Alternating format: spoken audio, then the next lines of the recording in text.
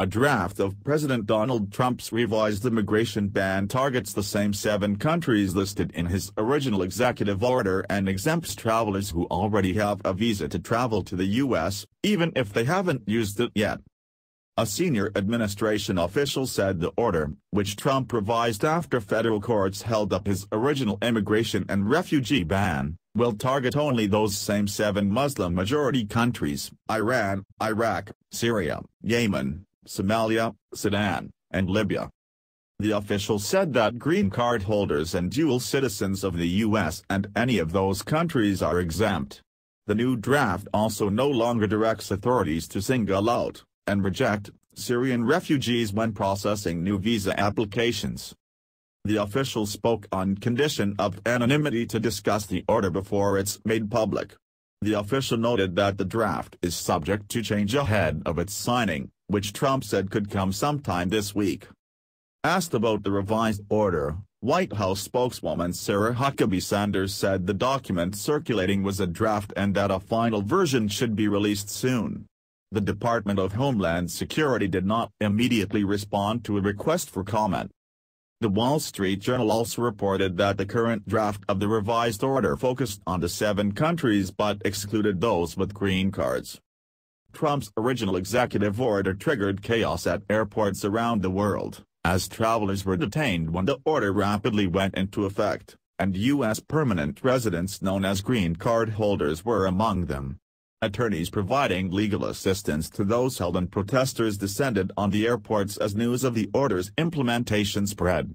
In its original form, the order temporarily suspended all travel to the U.S. for citizens of those 7 Muslim-majority countries for 90 days. The original order also called for Homeland Security and State Department officials, along with the Director of National Intelligence, to review what information the government needs to fully vet would-be visitors and come up with a list of countries that can't or won't make the information available. It said the government will give countries 60 days to start providing the information or citizens from those countries will be barred from traveling to the United States. Even if Syrian refugees are no longer automatically rejected under the new order, the pace of refugees entering the U.S. from all countries is likely to slow significantly. That's because even when the courts put Trump's original ban on hold, they left untouched Trump's 50,000 per year refugee cap, a cut of more than half from the cap under the Obama administration. The U.S. has already taken in more than 35,000 refugees this year, leaving less than 15,000 spots before hitting Trump's cap, according to a U.S. official. That means that for the rest of this fiscal year, the number of refugees being let in per week will likely fall to a fraction of what it had been under the Obama administration's cap of 110,000.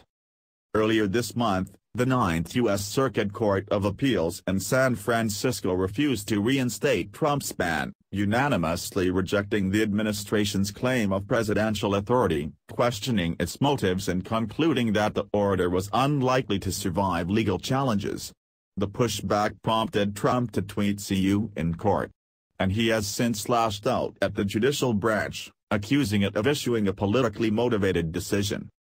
Homeland Security Secretary John Kelly said Saturday that Trump is working on a streamlined version of his executive order banning travel from the 7 nations to iron out the difficulties that landed his first order in the courts.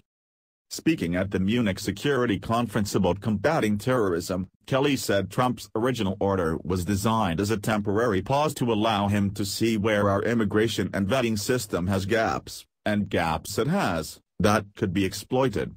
He said the Trump administration was surprised when U.S. courts blocked the executive order and now the president is contemplating releasing a tighter, more streamlined version of the travel ban. Kelly said this next time he will be able to make sure that there's no one caught in the system of moving from overseas to our airports. Kelly mentioned 7 nations again on Saturday, leading to speculation they will all be included in Trump's next executive order. Trump's order sparked an immediate backlash and sowed chaos and outrage, with travelers detained at airports, panicked families searching for relatives and protesters marching against the sweeping measure, parts of which were blocked by several federal courts. Protests were held across the country, including in sight of the Statue of Liberty and Ellis Island in New York City, and at international airports where travelers were temporarily detained. Associated Press writer Josh Lederman contributed to this report. Copyright 2017 The Associated Press. All rights reserved.